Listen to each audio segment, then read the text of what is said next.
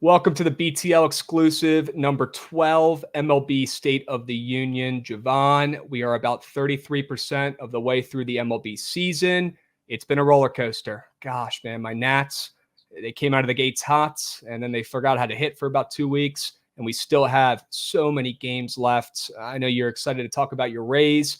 We're going to dive in and talk about all the teams, all the divisions, do some pulse checks today, Javon, and then, of course, give the people some goat whale updates and see what's going on with this Angel Hernandez situation. Rumor has it he finally hung him up. Is this true? It's about time.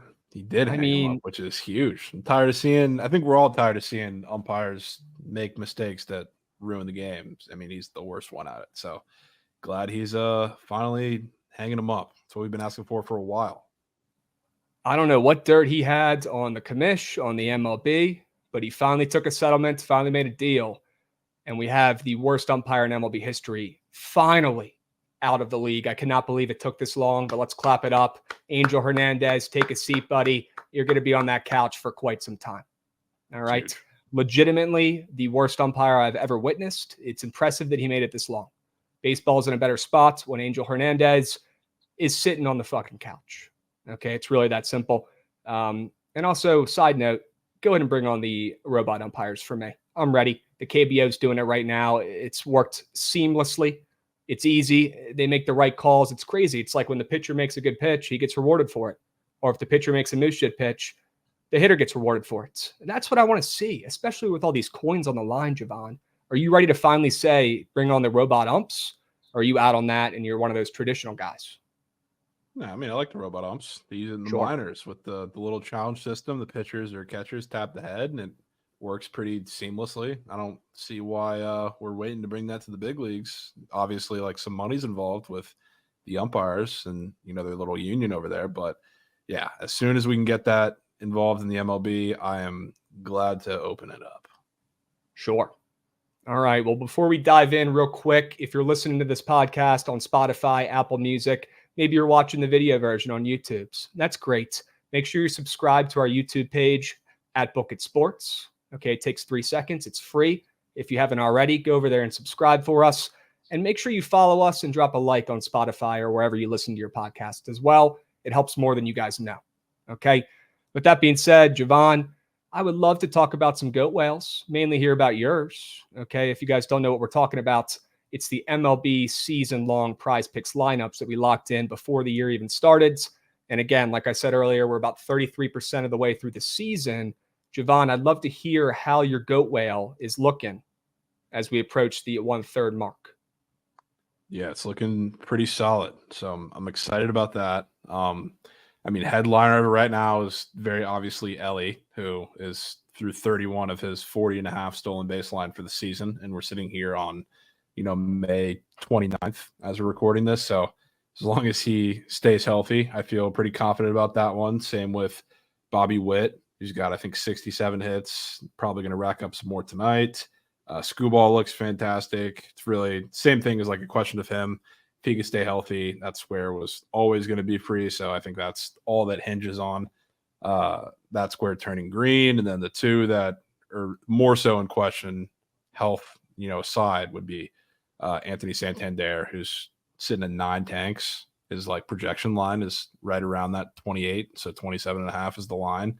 And then Zach Gallen, which I'm really excited about because he is sitting at 3.12 right now of his 3.44, which is pretty huge because he had two of probably the weakest matchups he could have asked for the last 2 games, and you get 3 runs in both those games. So the ERA was sitting at like 2.4, 2.5, and he skyrocketed from that point, and he still has some softer teams he's going to be facing in the next couple of weeks. But one of the main caps with Zach Gallen is that he was going to kind of digress, or that's not the word for it.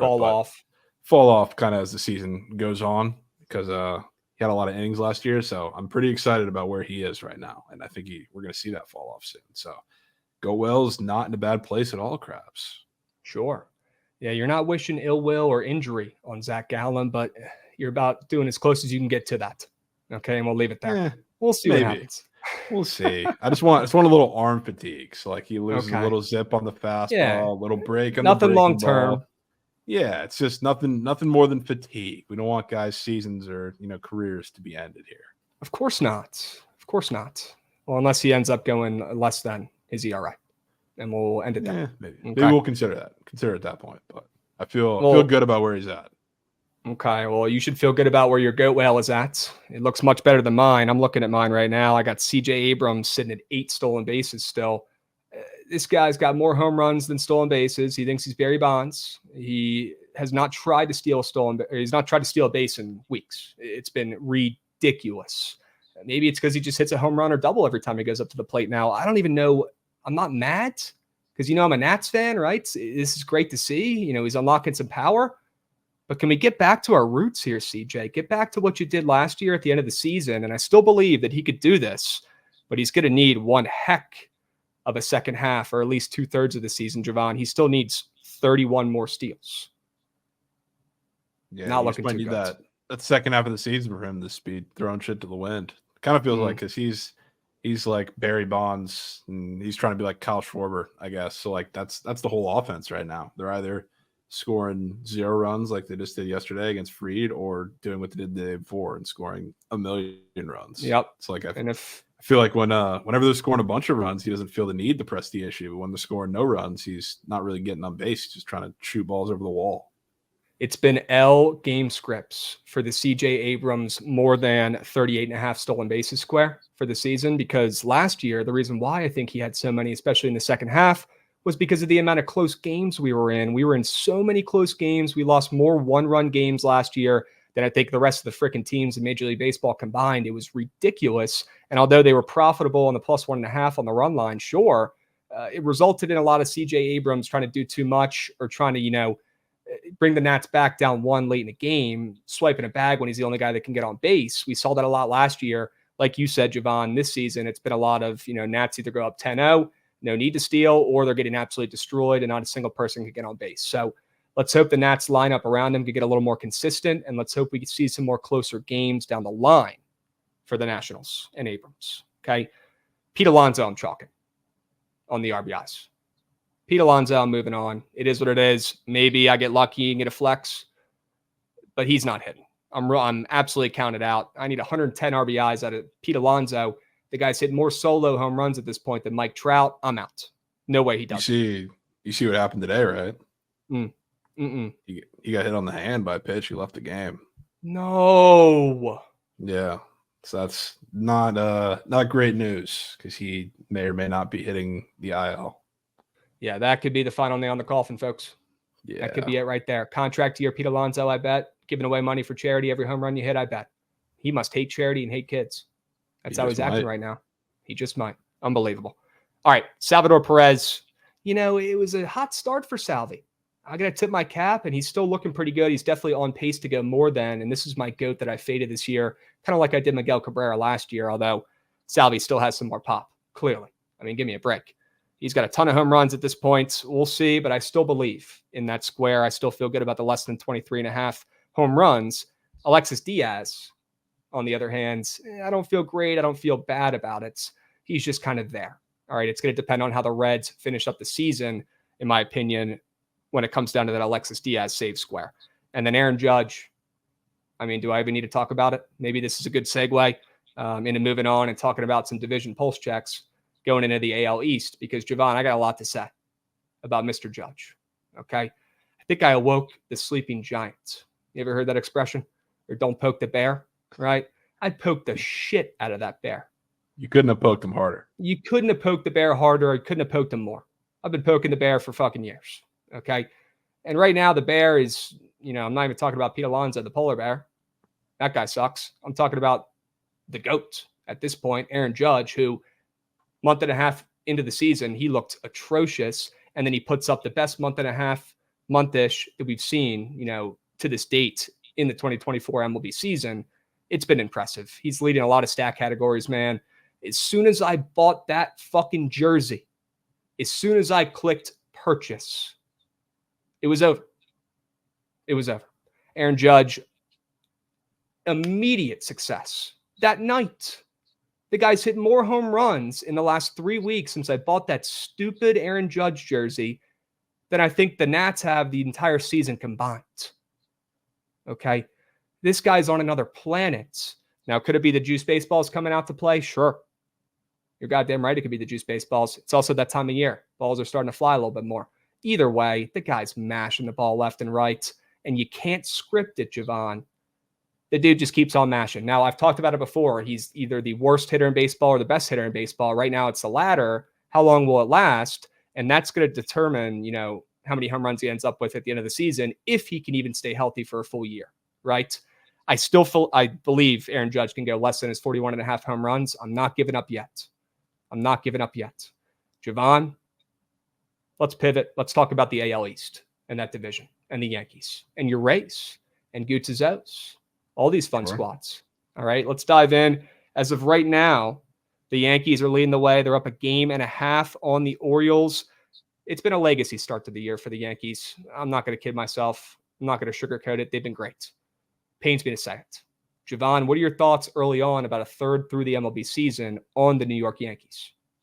It's a scary team in the Yankees, and that pitching staff has held them up no matter what, because they were, going through the first part of the season. I guess Soto's been great like the entire season, but like Judge was really struggling out of the gate. They were shuffling the lineup because they were trying to figure out what they were going to do with no LeMahieu to start the season. They had Volpe up there, and he started fast, went to a little bit of a slump. Now he's back hitting kind of average again. So the lineup, went through some changes, minus Juan Soto, but the pitching staff's just been lights out, the starters and the bullpen without Garrett Cole. So even though I do think the lineup is due for a little bit of regression, and we're starting to see a little bit of that now, like the guys that are really anybody not named Judge and Soto, and I guess a little bit Verdugo, because even though he's starting to have his little decline after his hot couple weeks, the pitching staff is holding them and keeping them in every game. So until I start to see some kind of fall off from those guys, it's hard to believe that there's a team taking this division not named the Yankees. I mean, whoever had the Yankees to lead baseball in team earned run average, go buy our lottery ticket, will you? Because Garrett Cole isn't even in the equation yet. And this pains me to say, but they're doing this with DoorDash drivers. They're doing this with some scrubs. They're doing this with guys who are forgotten about, guys who people didn't believe in. You got Gil, who's just been unbelievable so far this season. It's been an unbelievable year on the mound for the Yanks. And then you got the Bronx Bombers with Aaron Judge, Juan Soto at the top of that lineup with your guy Volpe. I mean, that might be a better 1-2-3 punch right now than the Dodgers have actively. I mean, those three guys, you want to face them? I sure as hell don't. Not the way they all look. They complement each other's game unbelievably. And I'm going to say this one more time for the people in the back that can't hear me or haven't heard me say it yet. Juan Soto is a New York Yankee. Juan Soto, it just feels right with him in pinstripes up there in New York. And God damn it, we blew the opportunity to keep him in DC. But man, does it feel right watching him. And that's coming from the biggest Yankee hater on earth. It just feels right. He thrives off the energy in that ballpark. He thrives off of that team, that organization. He lives for it. And he is going to be the one sent from the baseball gods themselves to eventually, I'm not saying this year, maybe they do it this year, but eventually to break this Yankees curse of mediocrity and break through, maybe get a World Series, because the guy's a winner, and that's what they've been lacking. Aaron Judge, great player, fun, hits home runs, crushes the ball more than anyone else. Is he a winner? No, can't stay on the field. Juan Soto is the final missing link, the final infinity stone in Thanos' fucking hand, okay? And with him in the lineup and Aaron Judge healthy, I don't see this Yankees offense slowing down. And with them doing this, 2.80 ERA, best in baseball overall for a team without Garrett Cole. Can it last? Probably not, but it's good enough. I don't see anybody passing that team right now. Yeah, and I mean, I do think the lineup's going to slow down. Don't get me wrong there. It's just that the pitching staff keeps them in every game. Like, really, realistically, looking through the rest of the lineup, I mean, one of the guys who everybody expected to take a big step was Gleyber Torres. He sucks. He's been absolutely terrible. Like, Rizzo's been passable. Verdugo had his little insanity stretch that's kind of coming to an end. Like, really, the rest of that lineup's been not great. It's just at the top when you have Judge hitting as well as he has, you have Soto, AL MVP type numbers. You have Volpe, who's been, pretty fantastic. Stanton showing the flashes of power that he kind of expected. Like when you're leading the majors in ERA as a staff, that's going to be fine enough on any given day. So like it's a scary team. Yeah, they are legit. Hate to say it coming from me. They are minus 195 currently to win the AL East. Now, I wouldn't be betting that or recommending that. I'll tell you that much. That is a moose shit square wager, and you are locking them in, buying their stock at the highest it's been in a decade, maybe more. Okay. Wouldn't recommend that to a friend. I'd recommend it to an enemy. Okay. Because I hate the Yankees. But do I think they win this division? Probably. Let's talk about the O's who are lurking behind them. Only 1.5 games back. It's been a quiet year for Baltimore, I feel like. Last year was maybe their breakout season. People were hip. They're fun. They're young. They're putting up a bunch of runs. They're cool. They win, most importantly. This year, they're still winning, just quietly. Maybe people are tired of it. I don't know. And they're doing it without a lot of great pitching, which has really impressed me. I mean, even Corbin Burns, their ace who they brought over, has not looked like the Corbin Burns that I think they signed up for yet. Now, just wait till they get to midseason form down the stretch. But this team, even without a lot of their starters, with guys like Means going back down again, Grayrod hasn't looked his best at times. It's been impressive that they're only 1.5 games back of the Yankees at this point. There's just something about this Orioles team, the culture. They win, and they will find a way to make the playoffs. But, Javon, they are right now currently plus 190 to win the AL East. You think they have a chance? You think they make the playoffs? Yeah, they have a chance. And yeah, I do think they'll make the playoffs. It's just, I mean, comparatively to the Yankees, I still do have some questions about the pitching staff because like it's been good, but we've seen flashes of like what it can be when everything goes wrong. Like the easy example that I can bring to mind is Grayrod, who we've seen him look really, really good, and we've seen him look downright terrible in some of these starts, which that was kind of my concern with Grayrod coming into the season because people kind of thought the problems that he had, whether it was with command, whether it was with a little bit of hard contact, would just be fixed and he'd take that step. I kind of still thought we were going to see a little bit of that, and we have. So, I mean, don't get me wrong. Like, he hasn't looked terrible. 3.53 ERA is nothing to scoff about, but I still have questions about him. I still have questions of what the back end of that bullpen looks like right now because, you know, Yennier Cano has not looked like himself for a lot of the season. Then you have Craig Kimbrell in there really fucking a lot of things up. So I struggle to just say that they're going to be super consistently dominant, especially like their offense has looked, you know, pretty mid, if you can even say that, for like the past month or so. They haven't looked fantastic. So I think they'll just be chilling at like second place in the AL East and be, you know, very good, but can't see them leaping the Yankees as of right now. Okay. Yeah, I don't either. Pitching and their bullpen. Their bullpen has taken a step back. Bautista's out. Cano has not been as great. Craig Kimbrell, I mean, that's the least Orioles signing of all time, bringing in Craig Kimbrell, Mr. Trouble, Mr. Inconsistent. It just didn't make sense off the rip. Maybe it was the new owner, you know, coming in with some cash in his pocket saying, I want to do something real quick off the rip like he did with Corbin Burns. But that was dumb. And we'll see if it works out down the line, but that's not a guy that I want, you know, having to close games out down the stretch or even when they get into playoff time. Craig Kimbrell is past his prime. Come on. Now, could we see the Orioles go out and get a couple relievers at the deadline? That's almost a certain. That's almost a given. Who are they going to get? Are they going to go out and get Mason Miller? Probably not. They've spent enough money this offseason, but that would be something. I mean, if money was no object, you bring in Mason Miller and he completely shores up that bullpen. He could go almost 2 innings every time he goes out there. He's a young kid, got a plenty strong arm, plenty of juice left in the tank. That would be something. Perfect scenario, but I don't see them going out there making a splash like that. Maybe they go across the DMV and go grab some relievers from DC. There's going to be plenty of teams with solid relievers looking to, you know, dump off some of these guys when they're not competitive towards the end of the season.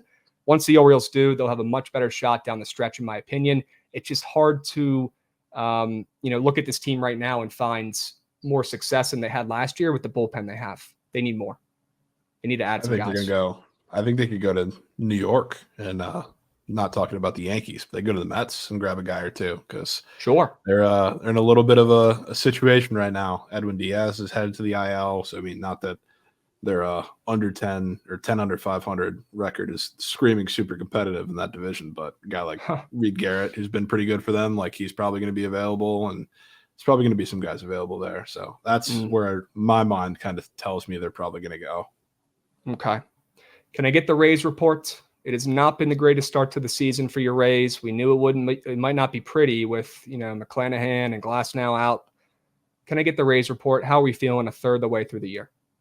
Yeah, I mean, you can't say it's been all that great, but the thing, like, the Rays are 26 and 29 right now, and I don't think things could be going worse for that team. So, like, the fact that Yandy is not himself right now, Randy is one of the worst hitters in baseball right now, and the rest of that lineup has been injury riddled, the entire season. You got guys, a few of them coming back now. They've made some additions. Like, the fact they're only 3 games under 500, and you look at the pitching staff too, who, I mean, they're missing a whole starting rotation of pitchers, but a very un-Rays-like move is that the bullpen's been like the biggest issue for the team. They have one of the worst ERAs in all of baseball. So, like, looking at all of that, kind of taking a step back and seeing that there's not really a strength of this team right now, and they're only sitting at like 3 games under 500, I would say is pretty impressive. Not impressive, but like I don't think it's doom or gloom situation for them right now, because the bullpen is starting to look a little bit better. Some of the starters are starting to settle in. Like, Savali's home run problem is slowly but surely starting to get fixed.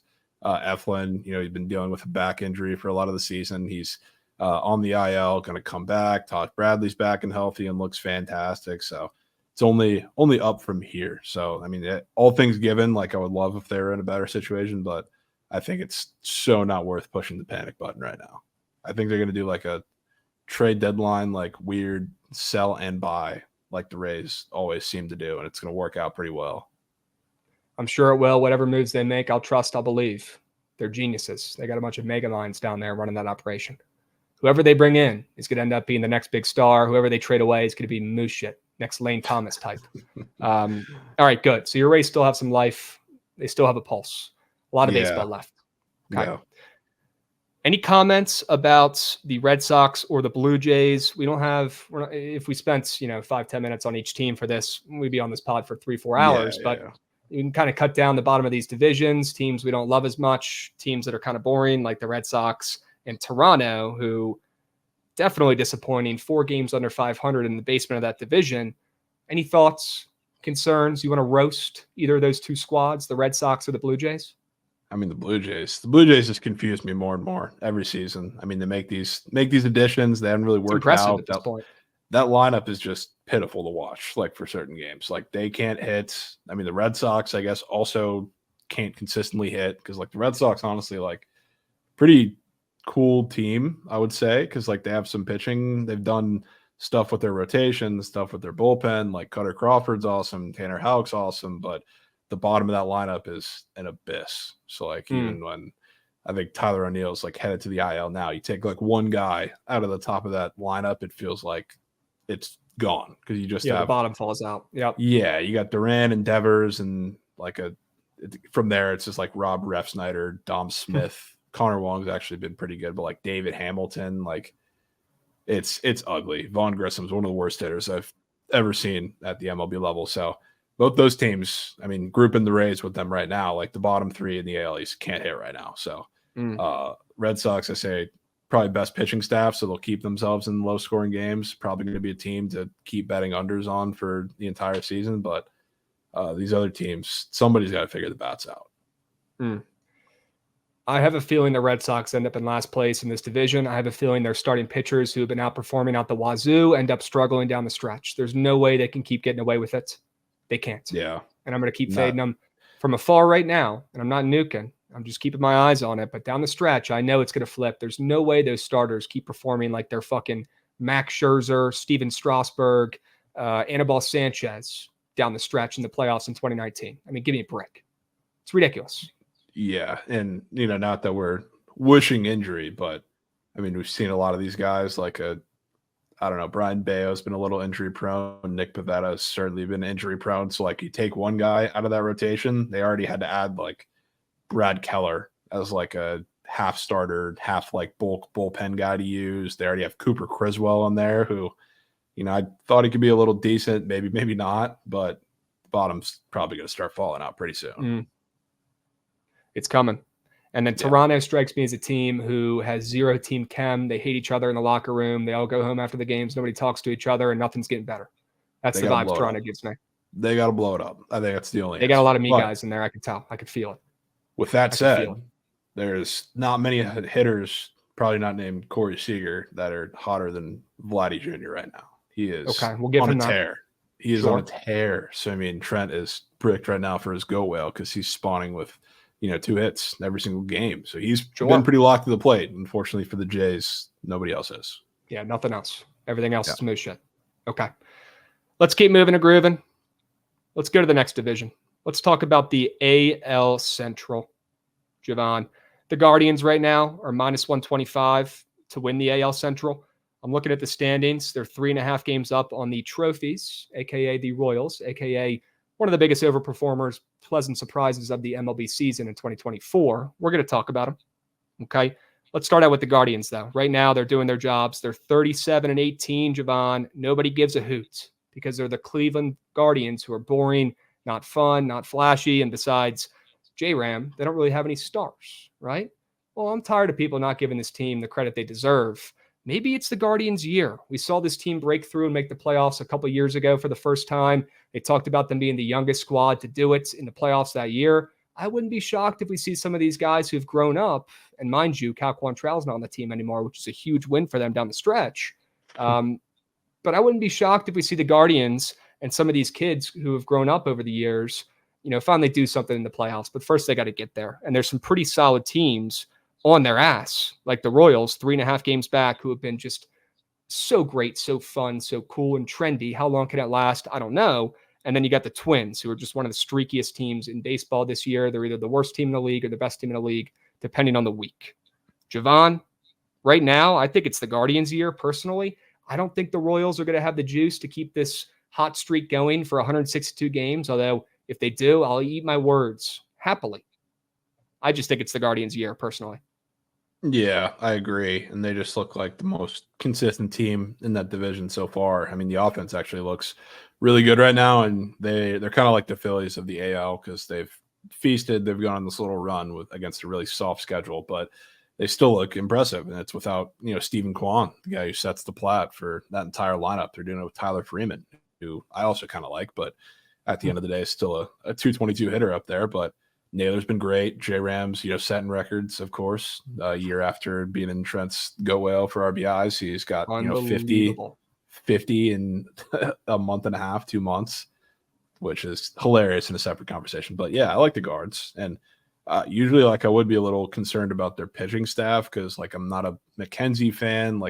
Ben Lively's been pitching out of his mind. I think that's probably going to come to a head, but they also do have Gavin Williams, who's starting a rehab assignment and going to be back here soon. So maybe that kind of mitigates the issue a little bit. So they're just, compared to everybody else, seems like they have the most steady floor. Yep. I think it's their year.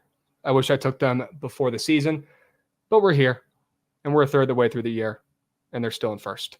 Let's talk about the Royals here. Enough about the Gabba Guards. They're boring. They're not fun. They keep on winning, though.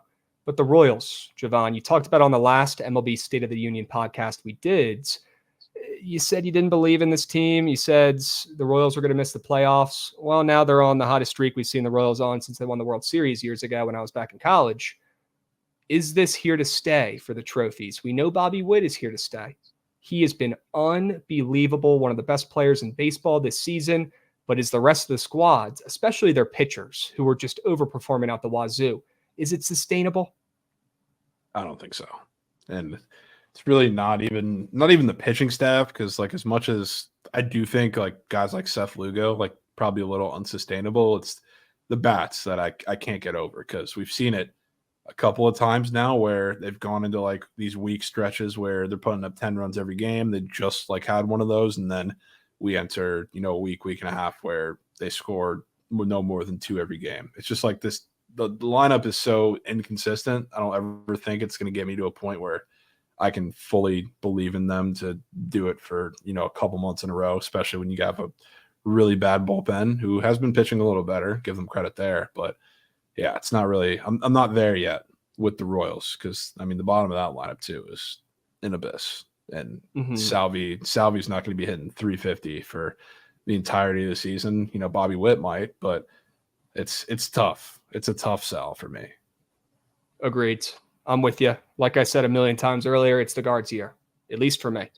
Let's talk about a couple of these other bottom feeders in this division, mainly the Tigers. All right. The Tigers and the Royals, by the way, were two of the trendiest teams heading into this season. We knew both of them weren't going to end up being good. Now, there's still a ton of time left, but gosh, man, the Tigers went from 100 to 0, I feel like, after a great start to the year. Then they completely forgot how to hit for 2 weeks and had the worst performance in baseball during that stretch. And now they're sitting here at 500. They're still minding their own business, but nobody's talking about them. Now, I will give them some props. Depends on when you guys are listening to this podcast, but it's Wednesday, May 29th, and they have won 4 games in a row. So maybe they're starting to heat back up again. But do you believe in this Tigers squad? I feel like everything has to go perfectly, and they really got to rely on these pitchers who have not been as elite as they need to make a playoff run down the stretch. Yeah, I'm still a Tigers believer because it feels like offensively they kind of bottomed out. I mean, like Torkelson can't really be any worse. A lot of the guys in that lineup can't really be any worse. And they've been starting to hit the ball a little harder and still getting a little unlucky. So, I mean, it's all signs of a team who, like, yeah, they strike out a bunch, but they're probably going to start finding some base hits, a little more of them. So I do kind of believe in them. I really think between the Tigers, Royals, and Twins, that little race for second in that division is going to be pretty muddled by the time everything comes to the head at the end of the regular season. So, like, I think those teams will be in the same conversation. What about the White Sox, man? Who is running the show out there? Who is calling the shots? Do people not talk about it or care because there's another Chicago team that's like one of America's teams who everyone loves and, you know, they're fun. Nobody really hates them except for the Cardinals fans. Is that what it is? Because I feel like if a city only had the White Sox, you'd be hearing about it. That team is poverty. That team underperforms every single season. Now we're here again. They have 15 wins at this point, Javon. They have the worst record in baseball by far. You thought the Rockies were bad? We haven't even gotten there yet. The White Sox have 4 less wins than them. Yeah. Holy smokes. How could you be this bad? Is this team going to end up with the worst record in baseball? And I'll go ahead and answer it for you. Yes. They are a minor league team in the majors, and their owner should have the team ripped away from him because he is not a serious person or an owner. Yeah. I mean, I can't really say it much better. The one thing I will give them a little bit of credit for, I kind of thought that they were going to be a little better on the pitching front this season, which they kind of have, which couldn't be worse than last year. Couldn't be worse. And I mean, they still have like the Mike Sorokas, the Michael Clevengers, who, you know, they can go out and give up 7 at any time. But like, I love watching Garrett Crochet and your guy Eric Fetty go out there and pitch. Feels like they keep them competitive in like every single game, which is kind of cool to see. Hey, let's give Eric Fetty his flowers. To those listening who aren't hip, Eric Fetty, Nationals legends, lost it, stunk, went over to South Korea to play in the KBO, comes back, the best pitcher on earth, at least on his team. Okay, if we're being realistic here, but Eric Fetty, a 2.8 ERA. This guy couldn't even get through the 4th inning a couple years ago. Goes over there in the KBO when nobody believes, right? A lot of these guys, that's the end of their careers. That's it. He was one of the few that gets to come back over here, and he has proven that his game is legit. He's made the right adjustments. His off speed is nasty, Javon.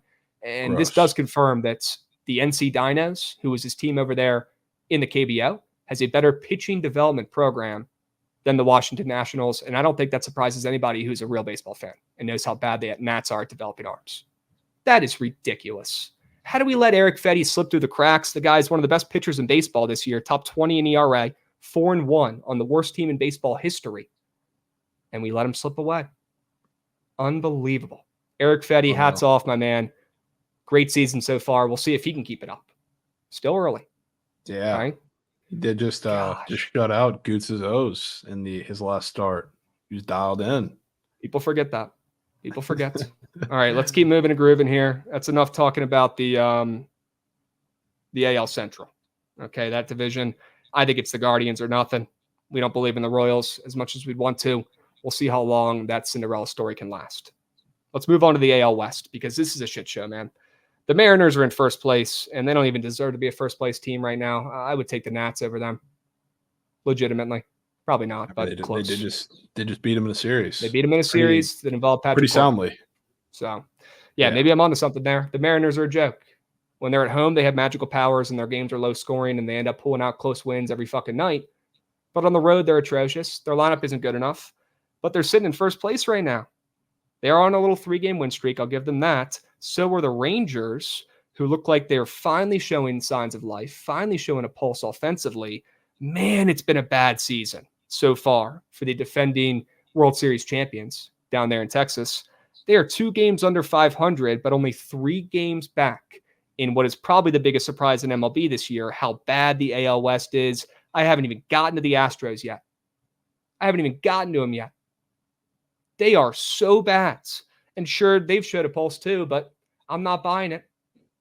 I don't believe in those veterans. I don't think they're good enough to come back from the position they put themselves in with a team like the Mariners and Rangers ahead of them. One of those 2 squads will figure it out and hold on to first place. If the Rangers won in, it's going to have to be a wild card at this point. Hilarious. After they went on and won the World Series last year, looked like the greatest team ever assembled. Crazy how far the mighty have fallen, Javon. They went from 100 to 0 really quick. Are you concerned about the Rangers? Or do you think they still have a chance to maybe even win this division? I do still think they have a chance, but I think it's still the Astros division, to be honest with you. And they've looked a little better recently. The offense probably still has a little ways to go, but guys like, Hunter Brown are starting to turn a corner. He's looked really good his last couple of starts, and that's exactly what they need from a staff that has been healthy. So as much as the Rangers fans love to cry about their injuries, when realistically the slew of pitching injuries is not a reason for Seager, Semien, and Adolis to all be hitting like 260. The Astros have been dealing with just as much, if not more. So pitching has started to stabilize for them. I do think like Kyle Tucker's on a ridiculous run. That's probably going to continue for a little bit. Jordan's going to start to get hot. Altuve started off hot, cooled down a little bit. Think he's going to start getting hot too. Bottom of that lineup's been bad. It's going to pick up. So like all of this, like it's kind of like the Rays in a sense where, the Astros season couldn't be going any worse. And then you look up and like, yeah, they're 24 and 31 right now, but that's 5.5 games back of this division. So it kind of feels, what the AL West feels like to me, Krabs? The AL West feels like the NFC South felt to me last year, where it's just a team who everybody really doesn't want to say is going to win the division just because they're not super exciting right now. And I know the Astros have the pedigree, obviously, but they just got to be the best of the worst. And I think by the time we get to, August, September, that's still going to be the Astros. Wow. That's a pretty hot take from the common man's baseball brain. As of right now, everyone's already written off the Astros. They've moved on, including myself. Yeah. You're saying, hold on, wait a minute. They might have one more left in them. Yeah, and you know what? I'm looking at the schedules because I do think it's a pretty pivotal moment or like pivotal month, I guess you could say, of June and late May for this race to figure out who's who. The Astros schedule looks significantly softer than the other two. So I think we could see a run out of the Astros probably sooner than you think. Well, looking at the odds to win this division right now, the Mariners are minus 140. That's a terrible wager. I would not be taking that. I talked about the standings as well. I said Mariners are in first, Rangers are 3 games back, and then the Astros are 5.5 back. So you'd think looking at those standings that the Rangers would be getting some line respect here and they'd be the second shortest odds to win this division. Not so fast. Looks like the Astros are plus 255 and the Rangers are plus 350. Odds makers tipping their hands a little bit here, saying they're buying into the Astros, and they are not buying in to the Rangers, who already, won their World Series last year. They're out on them. That's a good sign for you. Yeah, I do got to say, though, we're at the point we were here towards the end of last year where it's pretty much just auto bet Corey Seager. He has 8 home runs in 8 games. Today was the first time on May 29th. We recorded it. He had a home run against the D-backs. I hopped on for the first time today, and what do you know? Green. He is starting to get locked in, which is scary for the rest of that division. And I don't know if that's going to be enough for this lineup because everybody else still really isn't pulling their weight, but it's been enough for the last couple of games. So we'll find out pretty soon. Okay. Well, Javon, with the hottest take of the MLB State of the Union pod so far, Astros, don't count them out. We got a lot of ball game left. I'm assuming you like that plus 255 sprinkle to win the AL West. I do. Sure. Good. All right. The A's have been a little bit better than we all expected. They're only 10 games under 500. It's been a streaky season for them, though. They're either the worst team or they look like they're very, very competitive. We need to see more consistency. But there's a lot of young guys in that squad, right? What can you expect? They are in fourth ahead of the Angels. I wouldn't be shocked if the Athletics finish ahead of the Angels at the end of the season, which would be a hot take a couple months ago. As of right now, it wouldn't be the hottest of takes, but the Angels are down there in the basement, still only 8 games back of first place, but I don't even want to go into the Angels. I don't believe. I think they're moose shits. I think they're the Red Sox of the AL West, personally. I think they are overperforming right now, still towards the bottom of their division, and nothing's going to change. It's only going to get worse.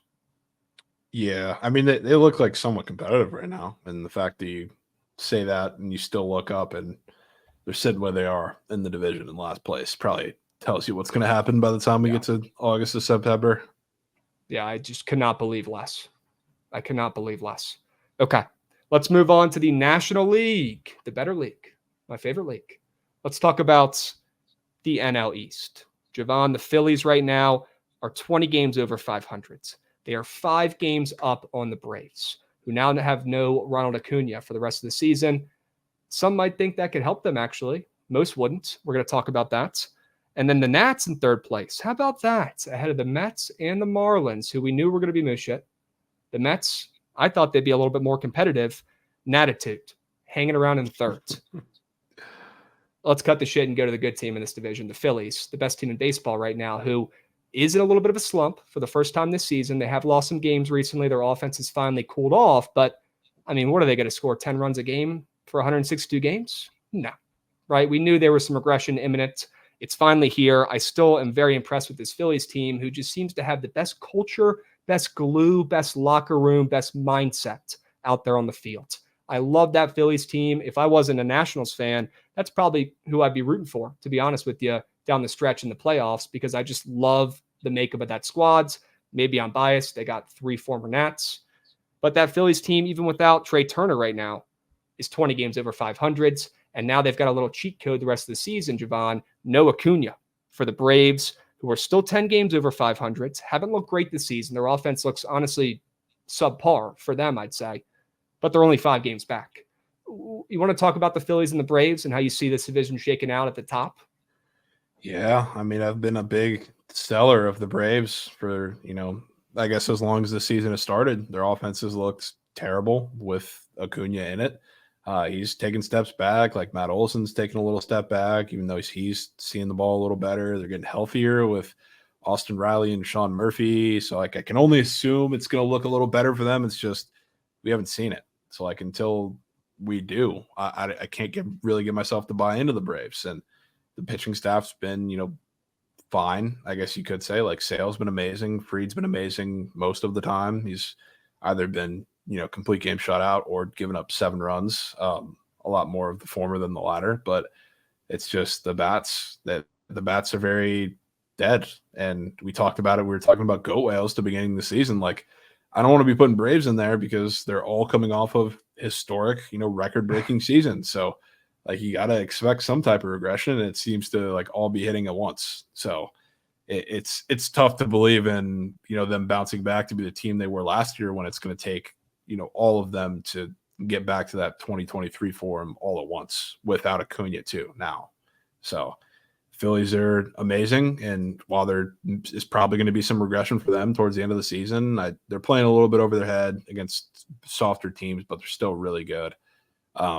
If we're making NFL division comps, I think this is like the AFC West to me, or like the Chiefs are the Chiefs, which for now would be the Phillies. And even though they may slip a little bit in the regular season, there's just not much there, especially for an Acuna-less Braves team right now. Well, with that being said, and how great of a start it's been for Philly this year, they're only minus 145 to win this division. The Braves, with how they've been so far this year, now without their star down the stretch, they are plus 115. So the odds makers aren't writing them off yet. Personally, I am with you. I think the Phillies take the cake and take this division this year. They're not going to need any late magic, end of the season, wild card bullshit.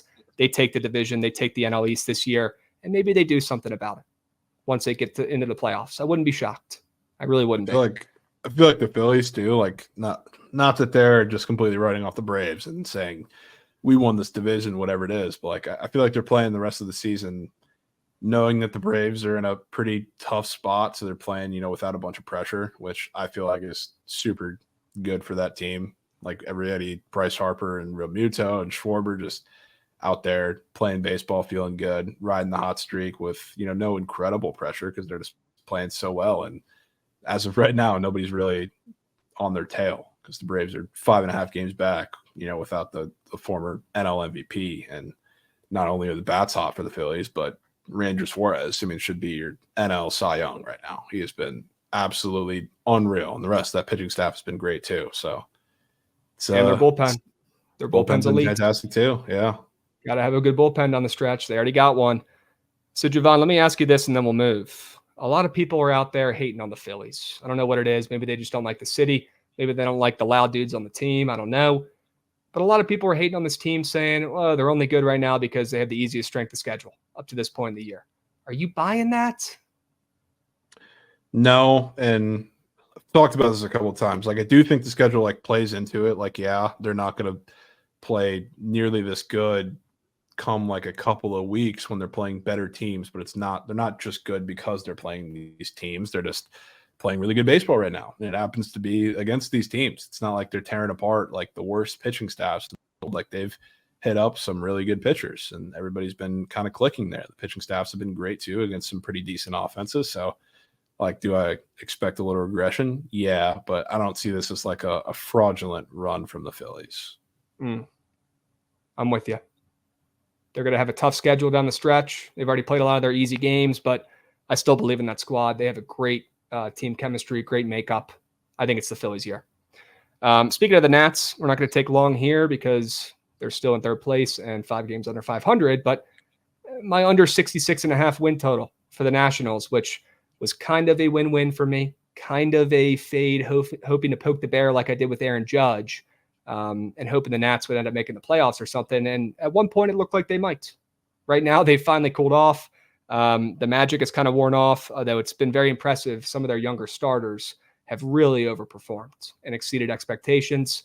It's only a matter of time before they call up some of these really good young position players, and the Nats are competitive once again.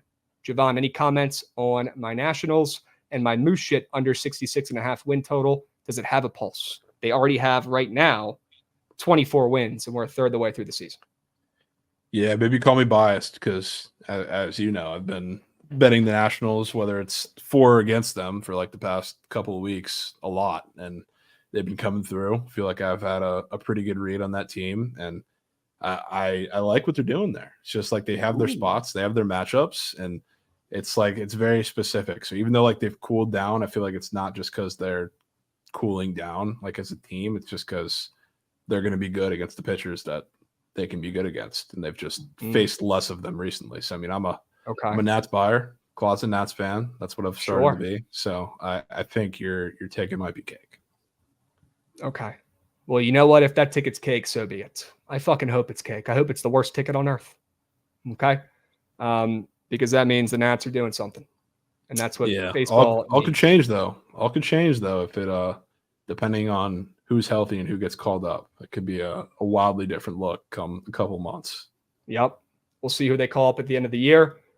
Hopefully we see James Woods. He did just get hurt, so he's going to be out for a couple weeks, but he'll be healthy come the end of the season. I don't even not that, they're not in a playoff position, of course, but I would just prefer they just let the pitchers be the show because I don't think they need some big offensive juice right now, to bring James Wood up. And I just think you focus on Mitchell Parker, who's been fantastic. You focus on Jake Irvin, who's been great. Gore's obviously head of the snake there, but the pitching staff, they're sneakily one of my favorite staffs to watch in the MLB.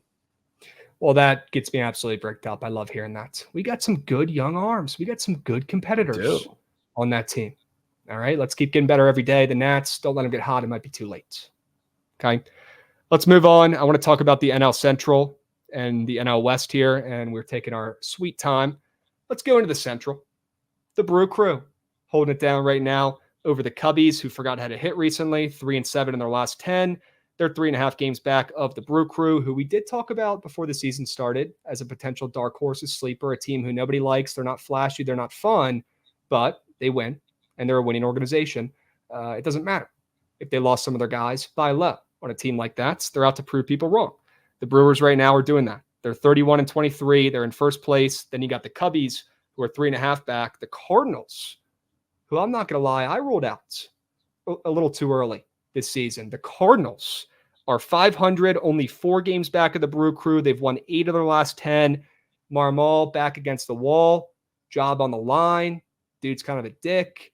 Looks like he's got that team finally playing well for the first time since he's taken over as the manager. It's been impressive to watch. Those veteran arms have done a great job. Arenado, Goldschmidt have finally awoken. We'll see how long it lasts, but we know that team has plenty of talent. It's just a matter of time. They're almost like the Blue Jays, I feel like, of the National League, but they're starting to actually figure it out and do shit that's good for once.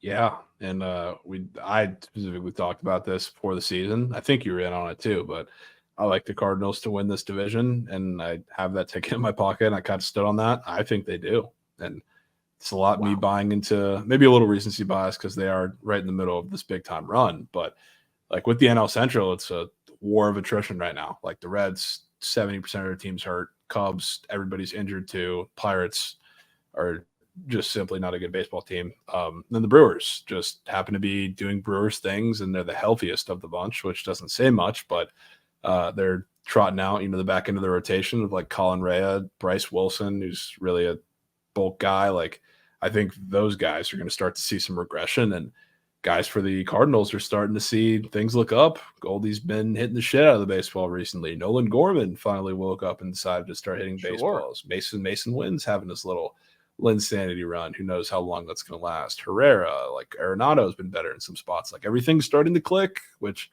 it was tough because the Cardinals look like one of the worst lineups in baseball for a lot of the season. And, in certain spots they still do, but I'm buying in. I think they're going to start to see this run lasts a little longer in just a week. If Nolan Gorman can finally figure it out, if they can get Jordan Walker back involved at some point down the stretch, if everything goes perfectly for the Cardinals and the people who have stepped up, mainly the veterans, continue doing what they've been doing, and we see this rotation hang on by a thread and find success like they have been, this team could easily win this division. I'm with you. Yeah. I wrote them off too early. What? Another important part of it, this is like the NL Central for, I don't know why this is a scheduling thing, but for like the rest of really until the All-Star break, I guess you could say there's a lot of divisional games for really everybody except the Brewers. So that means that the Cardinals are going to be facing the Cubs, who we can talk about that in a second. They're one of the worst offenses I've seen with my own 2 eyes right now. The Reds, who are kind of same boat, good pitching, can't hit, half the team's out. And the Pirates, who, decent pitchers. They have Jared Jones and Paul Skeens, who they just brought out in the doubleheader today. Scary for anybody, but also can't hit. So I think this is a perfect opportunity for the Cardinals to go on this run before the All-Star break. I'm in. Sign me up. Cardinals plus 475 to win the NL Central. Brewers getting some serious line respect. I want to make note of this. Plus 105. And then the Cubbies in between sandwiched. Plus 195. That is some respect there on the Brew Crew. They are in first place right now, obviously holding it down. But with how well the Cardinals have played, and I know the Cubs haven't looked great recently, but overall they've exceeded expectations for the season. That's some respect for the Brew Crew. I think gun to my head in GTA, I'm taking the Brewers to win this division, but I think the Cardinals make it extremely weird down the stretch. I would go ahead and eliminate the Cubs. Can you talk about why you hate the Cubs real quick? Yeah, I wouldn't eliminate the Cubs because the Cubs. I don't like the Cubs just because I've seen that lineup for the past month, and it's brutal to watch. Like very rarely will you get me on board with just auto fading really bad bats for, as long as they're on this little cold streak, because it's a tough button to push because eventually they're going to snap out of it. The Cubs haven't snapped out of it. I've been fading them for weeks here, and they try everything. Like, they're pretty banged up, so like it's not all their fault, but they just look pitiful at the plate. They've tried everything with the lineup, nothing works. They're just a tough offense to watch right now, and I wouldn't write them off just because, kind of like the Rays, like everything's going wrong for them right now, minus like Shota Imanaga, who's been absolutely fantastic, and they're still sitting 500, so it's not like the sky is falling. They're 3.5 games back, but I have to see some significant stuff from that lineup to make me believe in this team, which again can't be much worse. So maybe it's coming soon. But yeah, it's tough for them right now. I have a lot more optimism about the Cardinals right now. Yeah, that plus 475 is looking to be funny for them to win the NL Central. At least worth a sprint, I feel like. You could even take them and the Brew Crew, and I feel like you have your bases covered there. Could do that. Comments on the Reds before we move. I know that's your squad. They've been moose shits. Roast them real quick, and then we'll move on. So injured. Like, I can't even like roast them because it's not all their fault. Because like the pitching's been great too. Like if anybody's watched the Reds, another good under target team, especially in Great American Ballpark where you get inflated totals. Like, yeah, I've been an Andrew Abbott guy since he first got called up to the bigs. He has been so lights out, minus yesterday when he struggled a little bit against the Cardinals. But he's been great. Hunter Green, I mean, the step he's taken this season, he's been fantastic. Like, the arms are really good. It's just, I mean, there's no Matt McClain. There's no Noel V. Marte. TJ Friedel's been in and out of the lineup. Like, everybody is hurt, not named Ellie De La Cruz and Spencer Steer. So, I mean, it's tough going, watching that lineup, day in, day out. But they'll probably be a little better come second half of the season once they get Marte back, and everybody else probably not named Matt McClain because I don't know if he's going to be back. So they'll go on a little run, make it close, but probably not enough. So it's tough for them. It needs to go perfect for the Reds, and right now it certainly is not with all the injuries they've dealt with. This may be more of like a individual game nugget too, but I was looking because I've noticed this with my own two eyes, and today it was like super apparent when I turned on the game. Luke Maile has got to go from the team. He has I talked about like Christian Vasquez, how the Twins pitchers were so much worse with him in. Yes. They're like, I can look up the exact tweet, but they're like 5-17 with Luke Maile catching. The pitchers are, which is such a big difference because he actually calls their pitches too. And with Tyler Stevenson, who also sneaky, one of the best, hottest bats in the league for like the past month. They're so much better with him in. It's like Luke Maile sucks. It's like something's gotta happen. Hey, that stuff matters than people think, right? Like I bitch about Keibert Ruiz being the worst defender of all time, but if you watch the games, it costs them wins. That shit matters.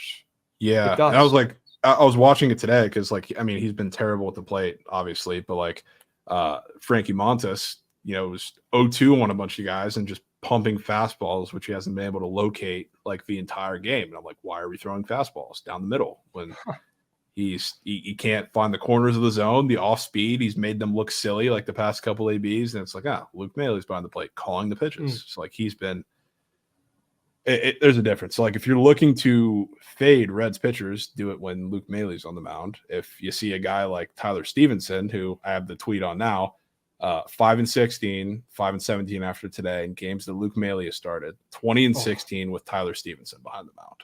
I mean, an adjustment has to be made by coach there. Yeah. So if you see an Andrew Abbott start, a Hunter Green start with Tyler Stevenson catching, that's probably where my coin's going to be at. If not, I will not be betting the Reds. Okay. Yep. It's been a sad year. I was hoping they would follow up their electric season in 2023 with another banger, but has not been that type of starts. Now they do get a little bit of a pass. They've had a ton of injuries.